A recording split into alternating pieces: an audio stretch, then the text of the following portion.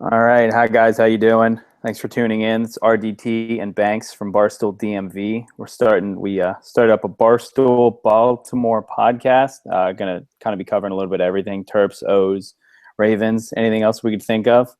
So let's jump right into it. Terps Georgetown on Tuesday night. Banks, what do you got on it? Um, Probably it's one of the more exciting sporting events I've ever been to. Hmm. Um, it seems over the top. It's a November basketball game. I mean, it's usually the makings of a Mount St. Mary's game or whatever it is, or maybe it's a non-conference game that's at a neutral site, but it's a rivalry that used to be pretty nasty in the 80s and 90s. Um, didn't play because of a feud for a long time, and now we got a chance to see a fantastic basketball game against two top 25 teams that I mean the Terps have been kind of a joke for half a decade or so, and now they're back in business. They're coming out of nowhere, to be honest, with this recruiting. And yeah, I mean, it was an awesome sporting event, especially with the way it went. Like, a lot of people thought that the Terps were just going to roll over Georgetown, and they Hmm. came out real flat, just Yeah. real flat, and kind of took the air out of the building. There was a lot of juice going when the game started, and then I mean, 9-0 run Yeah. started. I didn't even know what happened. It was unbelievable. Yeah. I was sitting there in the It, upper deck, and people were just besides themselves. it was almost like they got punched in the mouth, like right at the beginning of the fight. And yeah, it's that boxer who didn't think that he's going to get hit and just gets hit straight in the mouth. Yeah, I mean, And I feel like no, I us. mean it was awesome to see them battle back.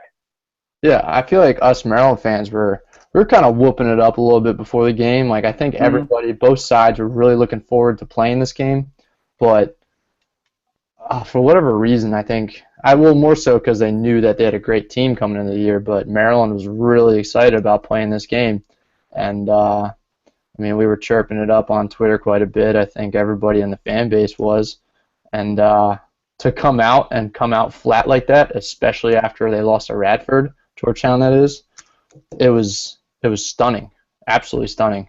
Yeah, I mean, I think it because Georgetown, they're not a bad team. People saw that they lost to Radford, and they Not at think all. I you mean, know. I mean, I don't know if they were overlooking Radford or whatever, but I mean, they're this isn't the Georgetown from a few years ago. I think they're going to be a good team. not at all. I mean, their back end top 25 team is what they were projected to be, and obviously coming out of the gate with that game against Radford at home, losing in double overtime, and I caught the tail end of that. They didn't look like a team that really was going to be able to hang at all with the Terps teams that I watched, and I went to the exhibition. I went to Mm-hmm. the Mount St. Mary's game where I just saw them just steamroll teams and kind of make acrobatic play after play, and um, that was probably just having seen those two games and seeing the way Maryland came out once they had a real opponent in their face. I think everyone echoed the kind of feeling that Jake Layman and Melo Trimble and some of those guys you expected to show up early in that game were had that deer in the headlights looks. It was, I mean, Mm-hmm. it was frightening, and I think the big takeaway from this game here was that Rashid Suleiman is really just a tremendous pickup. I mean, He's a leader. I could see after he made that first, I think he made the bucket at the end of the 9-0 run. I think he kind of Mm-hmm. dribbled left, crossed over, and hit a kind of a long two, which I didn't feel great about when it left his hand. I Yeah. was like, shit, what are we doing? We're taking long twos now. This is desperate.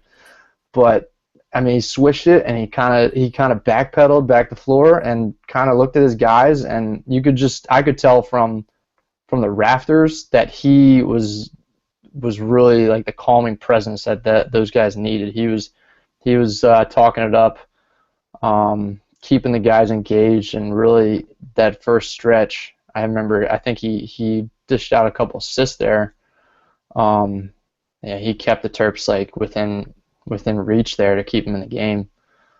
Yeah. No, yeah, you're right with that first bucket. He stopped the bleeding a little bit. I think and he had what? He had six assists at halftime. Like, I mean, he had definitely a quiet 6 assists going into the half. But yeah, like you said, he definitely. It was almost like Reeg said. It was like a Des Wells where he came in and he's the new guy, but he said, I'm going to kind of run this And I said I could see on TV him barking at some of the Georgetown players and kind of, it looked like he was trying to get in their head, and I'm not sure if he did, but it seemed like it worked. So yeah, he's definitely awesome to have now. 2 games in, you can tell that he's going to be a difference maker. Sure. I mean, he was advertised as such, advertised as a guy who's been there, and he exuded that 150%. I thought he was, and I still do think he's really is a role player. He's not a true. I mean, there was kind of some Twitter back and forth between, I saw Riggs and another guy going at it about that, like, who's the leader of the team? Is it Sheed or is it Trimble? I mean, that really just depends on what your definition of a leader is. But what Rasheed Suleiman brings to the table, or at least what we've seen in that game so far, it's pretty tremendous, and it's exactly what the doctor ordered after Duzwell's left, for sure. Yeah, he stepped in at the perfect time, came in. I like that. And obviously, the play of the game, 100%, is the 3 that he hit with a minute and change left. Yeah, to put him up. I mean, I saw many shots go down from him when he was with Duke, and it is for sure a weird feeling. But I mean, it's good to have him on our side. If you're not in on Rasheed Suleiman at this point, like I said on Twitter, right when he hit that 3, you might as well just go join ISIS. Like if you're a Terps fan, you gotta love what he brings to the table. Yeah, I think I saw that he hasn't fouled in any of the games. I think he leads the team in minutes played and hasn't had a foul yet in either 2 games. So I don't know. Yeah, like you said, he's definitely what the doctor ordered. Let's see. I mean, Melo Trimble, after it's kind of a slow start, missing some early free throws, definitely rebounded to have a great game. I think he got to the line 18 times. That's nuts. That's insane. That's almost what you come to expect from the kid, though. I mean, he doesn't fill the stat sheet, and that's kind of the knock on him. But he'll get his points. He'll get to the line, and by getting to the line as much as he does, I mean, that's getting the foul count up on the other guys. A huge factor in that game was getting DSR out. I honestly don't even know his full name. Yeah, it's just DSR to me. Smith Rivera or something. Yeah, Dick Suckin Rivera, whatever. Getting him with 4 fouls with 10 minutes left in the game was huge. I mean, he had 3, I think, before the 16 under timeout. He had 3, pulled him, and they threw him back out there, which was risky. And I forget who forced the foul on him, but that 4th foul was huge. So yeah, those are the kind of things that, in addition, I mean, you'll see the points. He'll put up his 18 or so points a game, and you might try to knock him for not racking up 8, 9 assists or whatever it might be. Might knock the turnovers here and there, but those fouls were huge, at least in that game. Yeah, I mean, you look at his other stats. He had 1 board, he had 3 assists, he had 3 steals, and he had 1 foul, 2 turnovers in 24 minutes. So I mean, I'll take that any day. Sure, absolutely. Yeah, and then what else we got? People, I saw a lot of people kind of killing Diamond Stone, and they're what do you have 5 points in 14 minutes. I know he picked up an early foul, but I saw that he can't handle it. He can't It's growing pains. It's his first game. I mean, I could see the talent clear as day in the first couple of games he played. He has post moves like you rarely see from a freshman. But I think there was one possession in the game where he tried to put a couple post moves on a guy and he lost the handle on it and it went the other way and they got a bucket out of it. And I think that really just kind of broke his spirit a little bit. It was kind of oh shit, this is big time college basketball now. And I don't think it necessarily rattled him too much. He didn't get too many minutes after that, but that was kind of contextual. I think in that game, with the way it started and the way they're down for most of the first half, I don't think Mark Turgeon had any time to see through whether or not Diamond Stone could figure it out in that game. It just wasn't the time and place for it. And that's not on Diamond. It has as much to do with the fact that there are plenty of other guys that can get the job done for the Terps right now. I mean, those bigs it's going to be tough divvying up those minutes between, I mean, we'll probably touch on Robert Carter Jr. in a minute. But Carter Jr. and Tchaikovsky and Dodd's the fourth guy, I guess, in the rotation, but he could easily be the first, at least when it comes to defensively. So any sort of combination of those four in and out, and you can't lose. You can't lose with big men. I mean, I guess we'll see down the stretch, but you got to be happy with that part. Oh, yeah, for sure. What I did like about Diamond is, like you were saying, he was going against a much bigger guy, and this is his second college game, and he wasn't afraid to take it into the paint and, try and back him down, try and use some of his moves, as opposed to a guy who maybe thought, this guy has 4 or 5 inches on me and, I don't know, 30 pounds. I'm not even going to go near him. He had no problem sticking his nose in the paint and, trying some of the moves on him. So yeah, I like that a lot. Knocked down a shot from about the elbow too. That was encouraging too. So yeah, and then like you were saying before, Robert Carter Jr. he's just a man. He looks like an absolute freak. See, when I kind of looked him up over the past, like when we signed him to transfer in, and then as like the off season was going on, I looked at him and I was like, okay, he's like maybe a little bit chubby. He's just a big boy. He's a bruiser, And apparently he hit the weight room hard. He did the conditioning with the guy Kyle Tarp that they got is just supposed to be just world class kind of conditioning coach. But he's an athlete. Like he's blowing right past people. He's got the experience and he has the know-how to make those post moves. He's throwing around his body a little bit. He's something else. He was at least, if you're going to talk MVP from like a team leader standpoint, I think Suleiman was the MVP of that game, but Robert Carter Jr. was really, really impressive. Yeah, I mean, and also about Carter, what I noticed is he's so smooth around the basket and he has such soft hands. It seemed like he had perfect touch on everything. It was, I don't know, and the ball, it seems like he's holding a softball at times. Like he just had such control of it around the rim. It's that little runner that he's got that you're going to get really used to seeing all year. It's a beautiful sight. Yeah, I mean, hey, we saw how the runner works with a big man with Antoine Jameson here for a while in DC. So I don't know how much we can compare that, but I'll take it. I think Robert's a little beefier, but we'll see. He can shoot a three too. Robert can shoot a little bit of the long ball. He had it. It looked like he wanted to pull the trigger, but he kind of held back. So I don't know. We'll see maybe in some of these cupcake games, maybe tomorrow versus Ryder. We'll see what he can do with it out there. I think I might have seen his stats where he attempted maybe 2.5 a game at Georgia Tech and made 1. So, I mean, the percentage wasn't great there, but he's not afraid to chuck it up. It's better than Nick Faust. That's for damn sure. I'll take that. I'm sure you saw that clip of that was so funny, that Charles Mitchell clip of him trying to go down. Yeah, that was pretty bad. It brings that, what was his Twitter handle? But I don't know if he still has it, but it was like Stuck Like Chuck.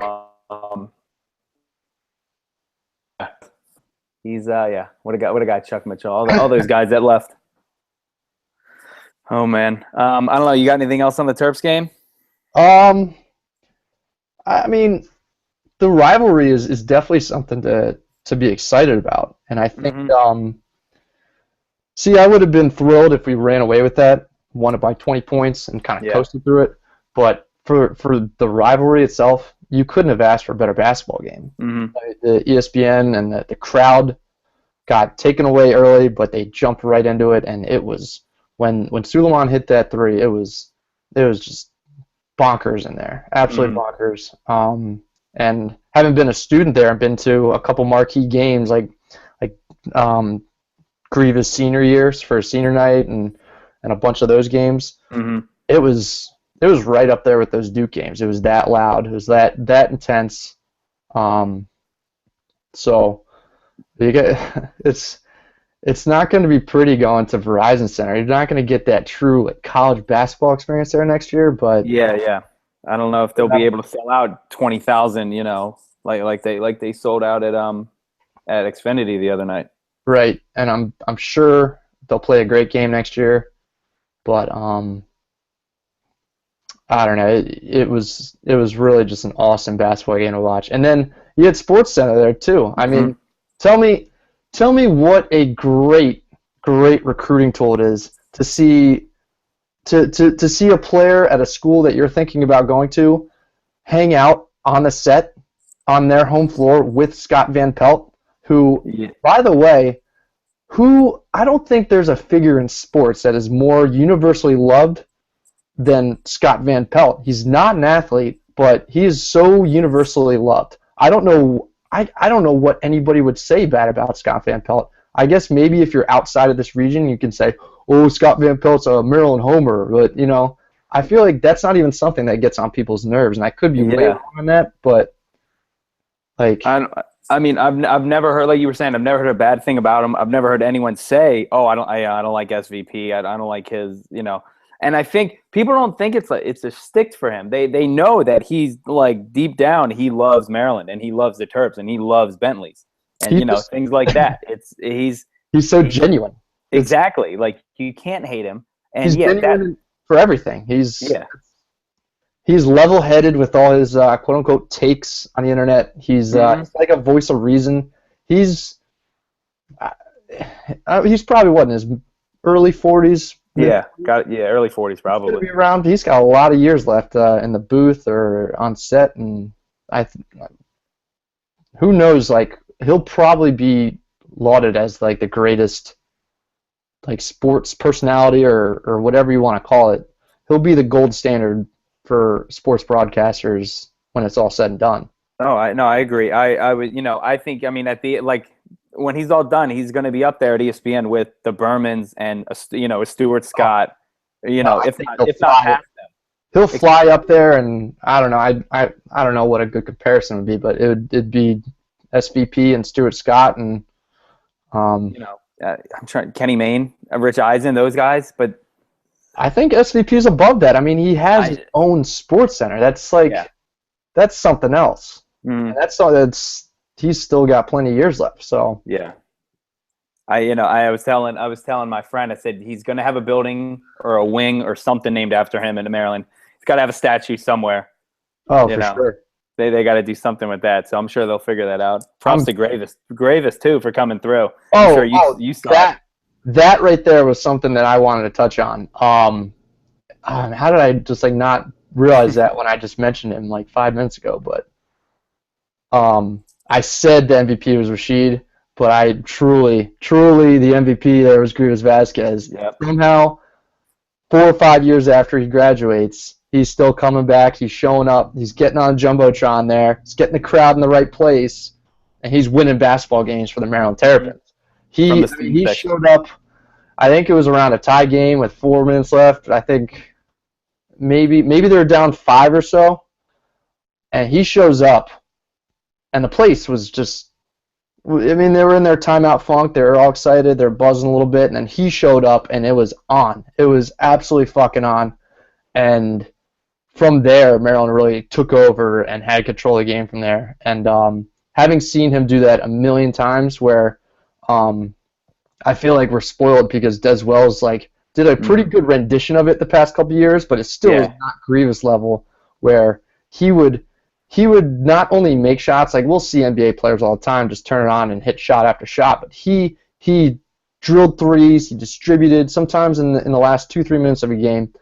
If you could just even go back to that Michigan State loss, which in the tournament, which just breaks my heart so much every time I have to watch it. But watch the last, I think it's 90 seconds of the game where they were down. Yeah, I forget what, and he just took over. He absolutely took over. He hits a three and he makes a steal, and then he throws an alley-oop and he hits another three. Or he's just I've never seen an athlete. Anybody could name probably a bunch of athletes that can just take over games, but the way he gets the crowd responding to him, and I've never felt a feeling of there's no fucking way we lose this game than when the basketball is in Grievous Vasquez's hands. And I felt that same way when he walked in the arena and that they showed him there on the Jumbotron. I was like, Grievous Vasquez is in the barn. There is zero fucking chance Maryland's not walking away with a victory here. Yeah, I think when he got there, at least when they showed on TV, I think when he got there, the very next, I think, and the play, and because they had showed him right before, and the place just went nuts. So yeah, like you were saying, I mean, if Melo would have shimmied after that, I'm sure Maryland would have won by 15. That would have been just unbelievable. But oh yeah, that. By the way, that little shimmy he did when he hit that against the Wizards in the playoff last year, that just ripped my heart into shreds. It was so bittersweet. Oh man, it's so beautiful and so disgusting at the same time. And it was so Gravis, though. That's the thing. It was awesome. I hated it, but I loved it at the same time. And I knew he was even checked into that game. I think what was it, late in regulation that he hit like a 3 to tie at the end of regulation or something. Yeah, I think it was like under 10 seconds. And the possession was going on, and I literally, even though I was watching the ball, I like had in the corner of my eye, my peripheral, I knew where Grievous was on the entire play, and the ball ended up in his hands, and I knew it was going down. Yeah. 100%. He has that feeling about him. Yeah. No, I think that's all that we got for Terps. Ravens coming up. They play the Rams this weekend in Baltimore. Or do you want to go back to Sunday's game with the non-call? Let's see. I went to that game too. I went to the Sunday game against the Jaguars. I don't usually go to many games, but I had a buddy in town, and he's kind of a Ravens fan. He doesn't get a chance. He's never been to even an NFL game. So we went, and we were boozing up top in the 500 section. They had that dogfish headstand up there, and as the game's going on, you just get a little deeper and deeper, and Ravens start making their turnovers in the third quarter. I think they made 4, and I'm just feeling, it's okay, we'll be all right, and sure enough, it's kind of how I felt in the fourth quarter of like every single game up until it actually becomes time to win the game, and then I just a mess, and I know that they're going to blow it somehow because that's just how this 2015 team has conditioned me at this point. They've completely flipped my mentality as a fan on its head. It's so frustrating, to say the least. Yeah, I mean, go on. The most frustrating part is the defense just can't make the stop that they need to, which is so many times the Ravens' MO is to, at least in the distant past, is to kick a field goal late and then come up with the pick or shut them down, and they just haven't been able to make any of those plays ever, it seems like. It feels like the last time that they got a late game stop was the Super Bowl, like a late game stop from the defense.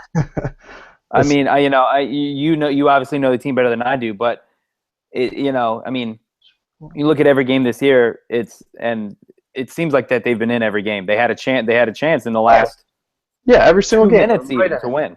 This is obviously coulda, shoulda, woulda, but they're 2-7, and they could beat 7-2. I wouldn't say very easily, but 7-2 really could have been a thing. And with the schedule that they're in moving forward, they'd be golden with a 7-2 record. And it's just how it is. They can't finish a game. I could rant about so many things about this football team, and there's just not enough time in a week, let alone a day or a podcast, for me to just rant on Mark Trestman throwing the ball every single down and throwing to the same goddamn fullback on the first play of every half, and Dean Pease being incompetent, and every corner that we bring in being even more incompetent, or Brashad Perriman, or it's just a million things that you could just go on and on about how the Ravens just nothing has gone their way, and when things don't go their way, they don't respond the right way either. So they're not even deserving of the breaks. So I can't even get too upset about it. I mean, I'm going to be upset because it's just you never like to see your team lose, but it's hard to put up a fight for these guys when a lot of the times they're doing it to themselves. I'd love to get up here and soapbox about this penalty call or this false start that should have been, but I mean, Elvis Dumervil did go ahead and make a really, really stupid face mask penalty. So, and they had a million chances to put that game away. And, I mean, I'll be honest with you, my memory of the full fourth quarter is a little hazy, but it's just I couldn't tell you for sure what they could have done differently to put that game away. But I just seeing the highlights and reading afterwards, and finding out on Tuesday that I wrote a post-game blog that I don't remember writing in the car on the way back. Nice. Yeah, that was incredible. I found out 2 days later that I vaguely, like, once somebody told me I did that, I was like, oh, that's right, I I did. did do that. Yeah. Apparently that was a really whiny blog that shit happens. I can't make excuses. Not everybody has their Yeah. best day. Sometimes you get in a funk about your 2-6 football team, and you drink your way to 2-7. Hey, you don't got to. I'm a Titans fan. You don't gotta talk to me about being 2-6. Yeah. Is this what it feels like every year? Is this it? I've been telling all my Ravens friends. I said, this is you got to start looking at the games like I do. You got to go into every game thinking you're going to lose, and if you lose, you go, you know what? I knew it. I knew we were going to lose, or we're not a good team. And if you win, then it's a bonus, and you go, shit, we pulled that one out. All right, here we go. Yeah, I get that. It's humbling. It's what I said to I had a couple of Yankees fans in 2012 when we made the playoffs and we played them in that series. And I had one that was like, man, I'm actually like really, really jealous of you guys. Like, I don't even feel the wins much anymore. Like, it's like, I'm like, fuck you. That's the cockiest thing anybody could say in their life. But I get where you're coming from. Like, as an Orioles fan, just getting into the playoffs was awesome. And that's so sad, but it's so much better. It tastes so much sweeter when you stink and you turn it around and figure it out. So yeah. And that's why it's going to be awesome when the Titans make a Super Bowl run next year. That's just far-fetched. So far-fetched. Now, do you think they win this week against the Rams? What's your outlook on this game? I don't know. Do you want them to win? That's the bigger question. To win? Let me put it this way. No, I do not want them to win. Okay. I mean, I don't want them to win because that's the big picture. Is like get this man Ozzie a great draft pick, and he's going to turn it into gold. It's almost a sure thing at this point. Mm-hmm. I think I've probably drawn it out on the blog a couple times, but he's picked top 12, I think, 8 times, and 6 of them have been surefire, perennial Pro Bowlers. A 7th was a starting corner on the best defense to ever play football, and the 8th was a bust called Travis Taylor that we just prefer not to talk about. But that's just a whole other. I mean, that could wide receivers.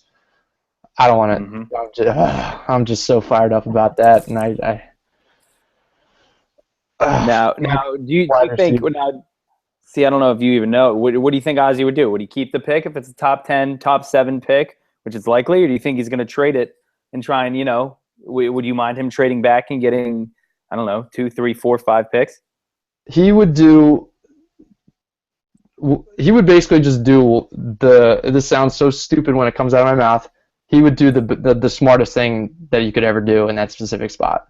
He would parlay it into another first-round pick for next year and move back a few spots and still get the guy he wants. Mm-hmm. Or he'll take whoever's the stud that he's evaluated. And excuse me there. I mean, I'm trying. Like, it's so wild to think that we could maybe even be top 5 and get like a Treadwell or a Vernon Hargreaves. Mm-hmm. But Joey Bosa, someone like that. Yeah. I mean, I think that's a low-key thing that, like the wide receiver and the cornerback thing is very urgent and needs to be addressed for sure. But it's kind of a storm looming, the whole pass rusher thing, once Suggs is out and Dumerville's gone. I think it would be, if Bosa were to be the guy and some of those other positions aren't quite there, I'd be thrilled with a pick that could kind of fill in that spot for the future. But right now, I haven't really looked at the draft too much, to be honest. I've been so down about this goddamn Ravens team. Mm-hmm. It's hard to. It's just like a bad dream that we just haven't woken up from. But what are you gonna do? I mean, you got to go out and probably fire both the coordinators, but I don't think they're gonna do that. It's so obvious to me personally, and I think it's obvious to everyone that just this offense with Trestman is not a match for Joe Flacco, and it's even more of a mismatch when we don't have wide receivers that can even get onto the field, or once they're on the field, even, I mean, it was already a serious question mark going into the year. And then to have Perriman, I mean, I don't even know if the guy has legs. It's just a big mystery. No one knows. They've never been seen. No one knows. He did an interview today, and it was very, very depressing from what I read from it. Mm-hmm. He basically said that he shut himself down, like, socially, didn't even pick up calls from his parents. He was in a dark place, and I'm like, dude, you got a sprained PCL. Like, you got Steve Smith over here with a torn Achilles, and Suggs with a torn Achilles, and all kinds of guys just getting all their ligaments shred in half, and he's got like a little tiny tear, a little sprain, and I don't like his mental makeup.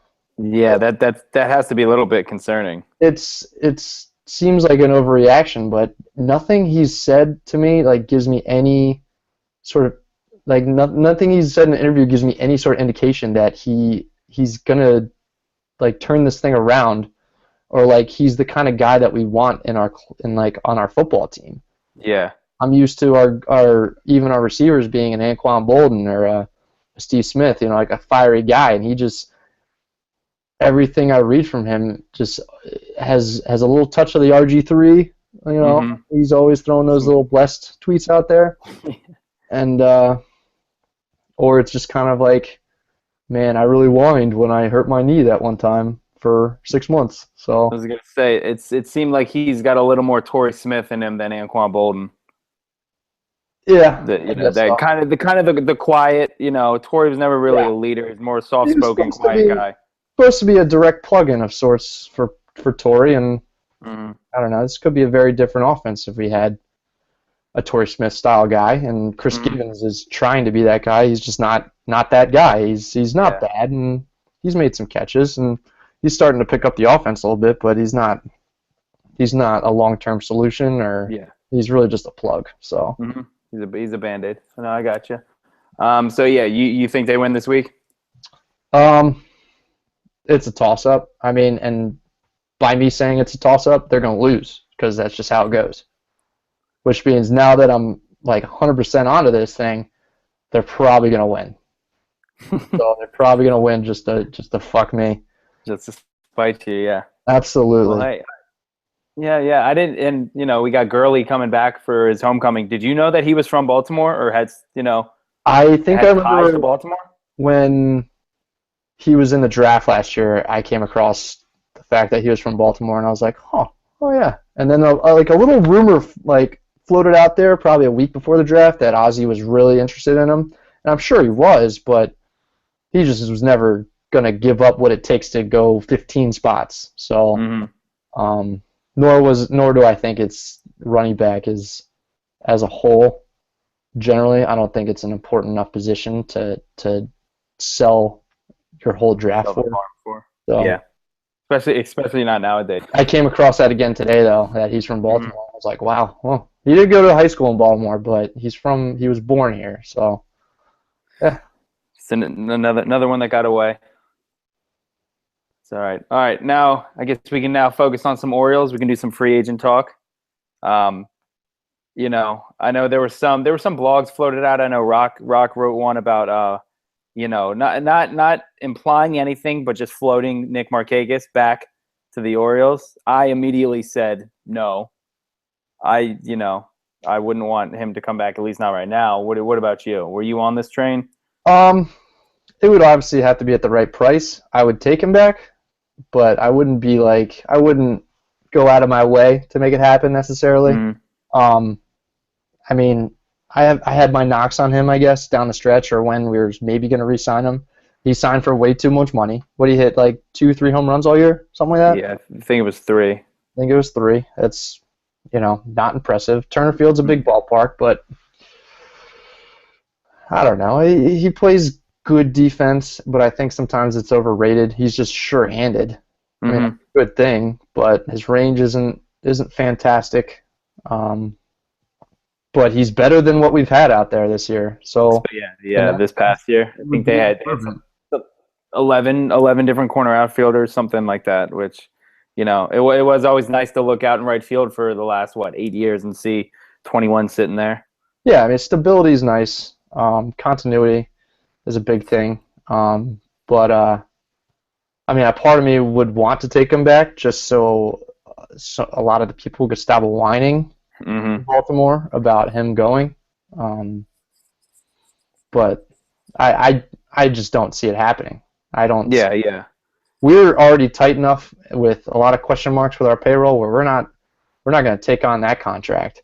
And Yeah. I think I read the Braves owner was complaining about how baseball franchises don't really make a true profit necessarily, and it's really not like it's hard to believe, Yeah.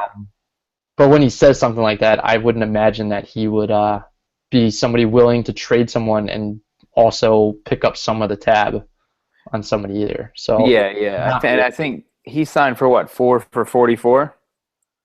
I think it was maybe even 4 for 48. I don't know. You Was might be it? right. Yeah, something like that. So It yeah, was I mean, four if for if too he did much. come back, it wasn't going to be cheap. And like you said, it's not like the Braves owner is going to go out and pick up, a big piece of that check. So I mean, no, like you were saying, if for the right price, sure, I take him back, but it's not any more than I did that, the Jim Johnson reuniting that they threw out there a few days ago too. It's a really nice idea. It's a really nice idea. It's just come on. Yeah, and then let's see. So with Kimbrel being traded, the Orioles with Zach Britton. People also threw that around. If the Red Sox or if the Padres could get those four prospects from the Red Sox for Kimbrel, what do you think the O's could get? Should they dangle him? What do you think they should do? That would give would they re-sign O'Day? What would they do with Givens? Um, All that's your take on that. my take on closers as a whole is that they are the most expendable thing out there. Now, Mm-hmm. Britton himself isn't terribly expendable because this is just a stance that I've had for like a couple of years now. Britton Britton should be at the top of the rotation, and you might Mm-hmm. disagree with me on that. I actually don't remember what your take is on that, but I I think using a guy that can pitch the way that he does, and I know that he had his run as a starter and it kind of flamed out, but he made adjustments to get guys out as a closer. I'm confident that if we were to give it a shot, that he would be able to figure it out as a starter again. And I mean, sure, he would lose a couple of ticks on his fastball, but the real true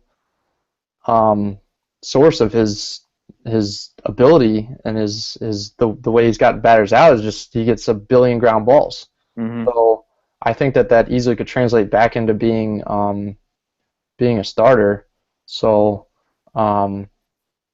with this team's shortage on starting pitching, I think that would be the ideal thing to do. Uh, Yeah.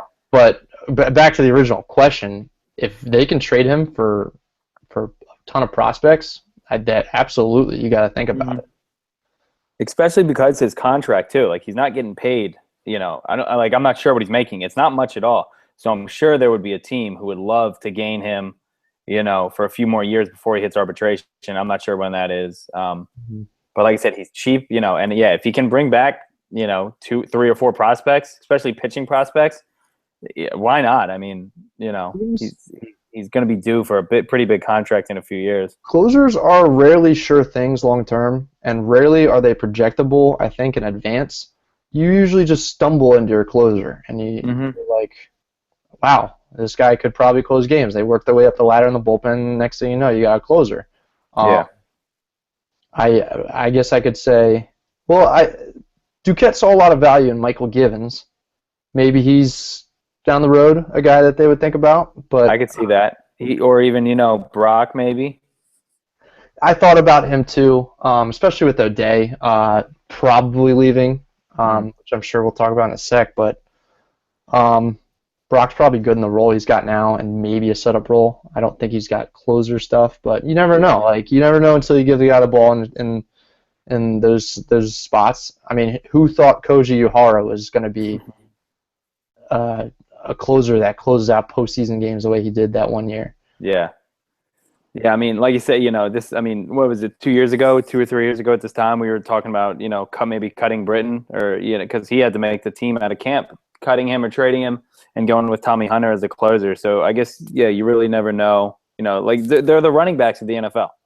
Sure. Like that, it could change, you could drop them and you can find someone else to do it. So I think whenever you get a chance, you should unload them and shore up another position. You should trade them when the stock's high and invest somewhere else. And if you fall into another great closer, that's awesome. If you don't, people are going to complain, but it's the way it goes. I mean, not every closer who has a good 3 or 4 years is going to turn into Trevor Hoffman or Rivera. I mean, you look at guys like Eric Gagne, who he was literally lights out he didn't blow a save for like a year and a half, and then after that he kind of flamed out. Yeah, this team needs a starter so bad, and Chen, the lefty's leaving, to pop Britton in there, get another lefty going. I think there's value to having left-handed starters in the American League East. So yeah, especially in the American League East. I say give him a shot, but I don't think. Yeah, I mean, I just don't know if Buck would do it. I feel like Buck's one of those if it ain't broke, don't fix it type of guys. Yeah. Especially with I feel he likes Britton. I think he knows what he's getting out of Britton. And I know, like you were saying, you've always been the give me 200 innings over a 60-inning guy. That's exactly right.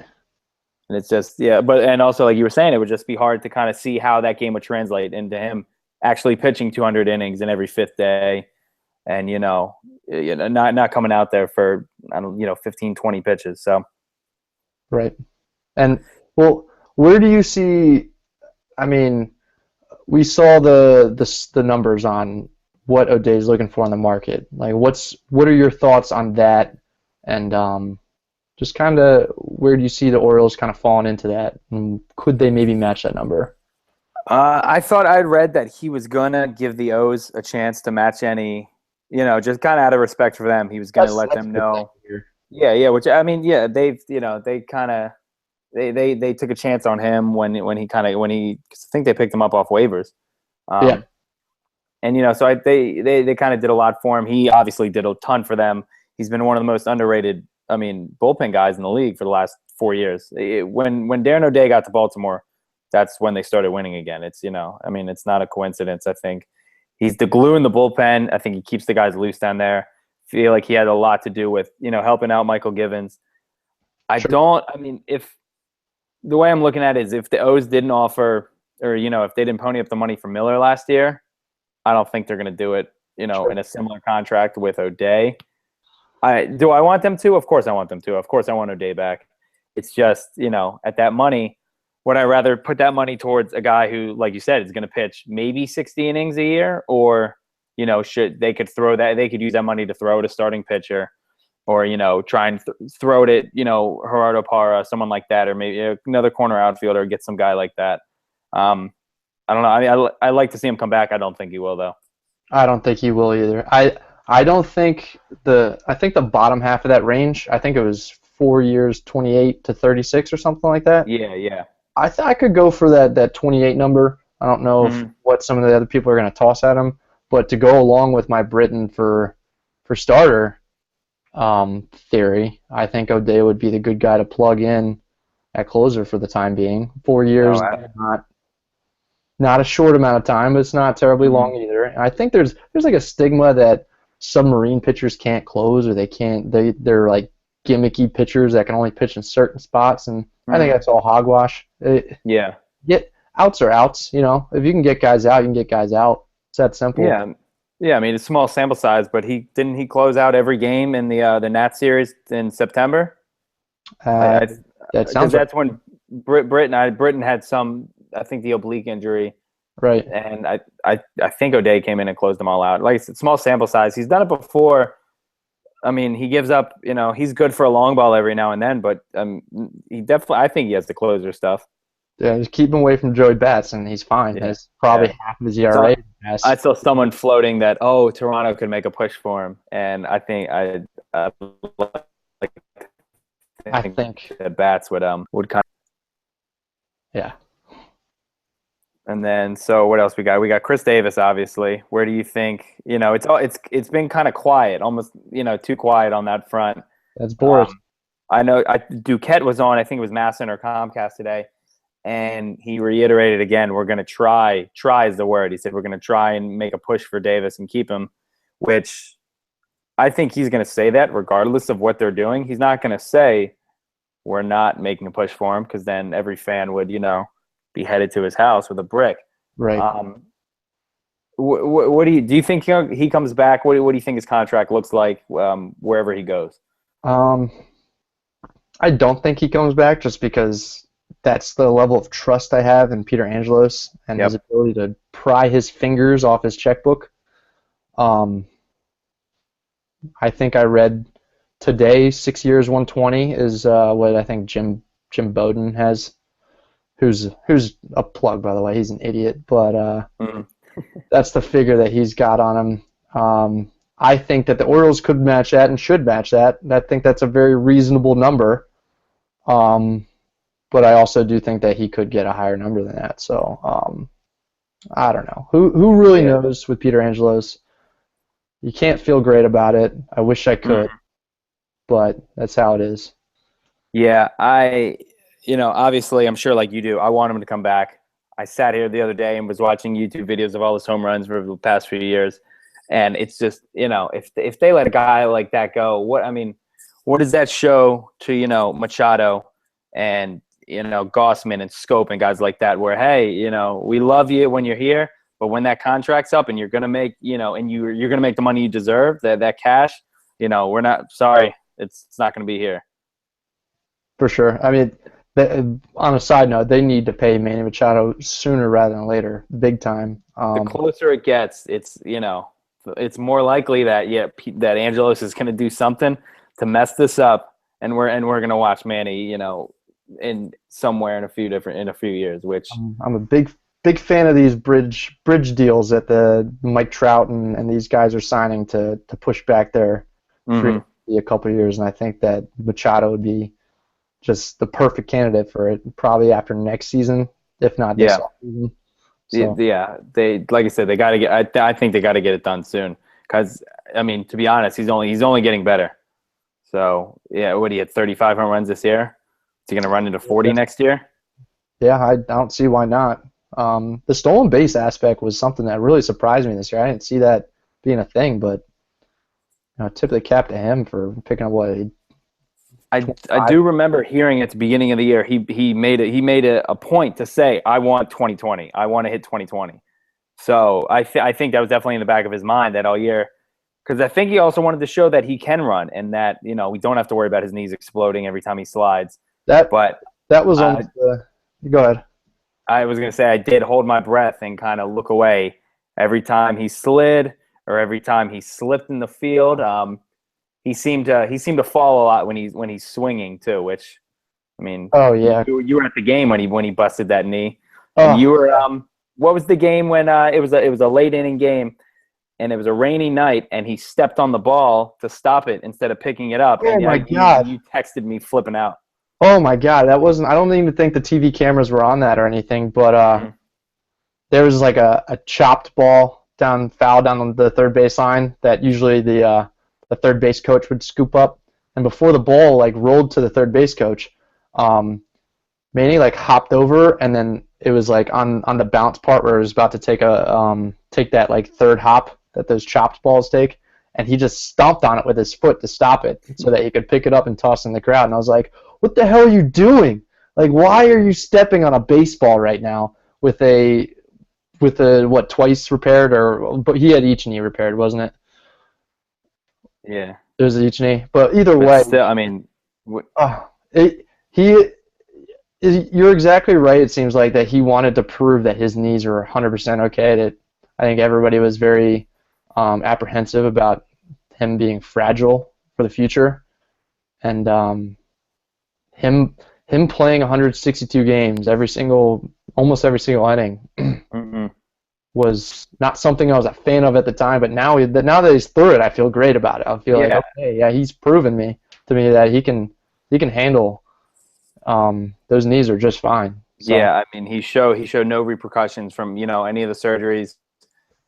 Like you said, I didn't look at how many innings, but yeah, I think he's the only guy that played in every game, which is unbelievable. It's coming off 2 knee surgeries in the last 2 years, two big knee surgeries too. mhm. He's not going in there getting it scoped and cleaned out. He had 2 reconstructed knees, which I don't know if that shows how just what a freak he is, or how good the medicine is now, and rehab and all that stuff. But it was that was great to see, and we kind of got to see him live up to everything that we thought he could have been, over the past 2 years. And then some, even I Oh think. yeah, if you would have said 35 home runs and he would have played in 162 games, I would have lost my mind at the beginning of the year. Yeah, the pop is really the best part.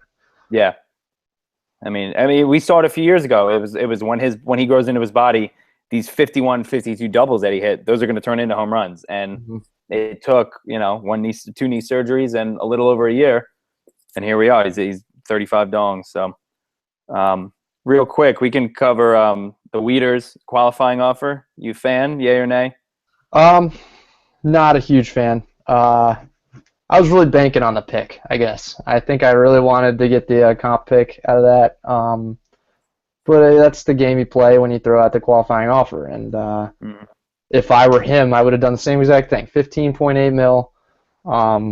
That's on a year by year basis. That's more than he could have dreamed of with whatever contract he was going to get.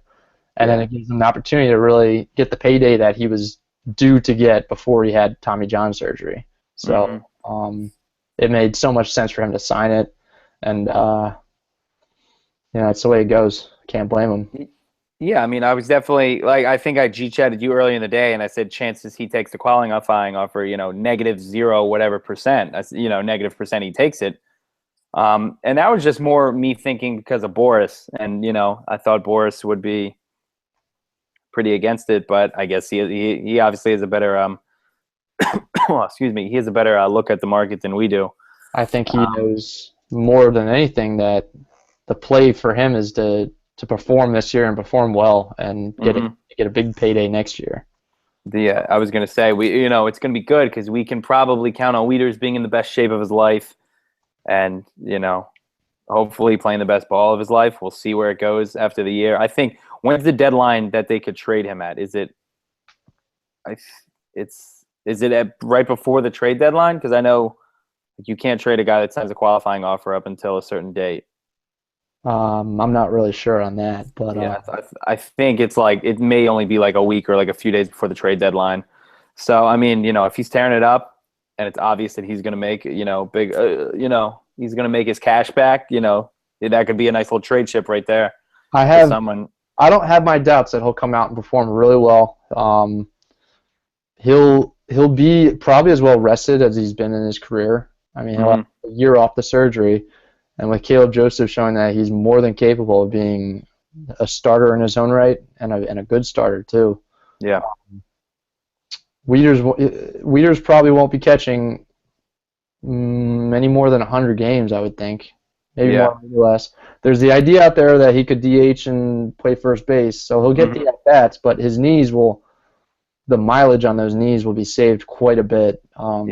Especially with a guy his size. I mean, he's a monster. He's massive. Yeah, 6'5" is not really what people project for long-term catchers well into their 30s. So maybe if Davis goes, he is an option at first base, and maybe it works out, maybe he doesn't. I don't know if maybe him leaving the plate will kind of give him more time to really focus on swinging the stick a little bit and really being the switch hitting Jesus that he's supposed to be. But yeah, the Joe Mauer with power. Yeah, Joe Mauer stinks now, by the way.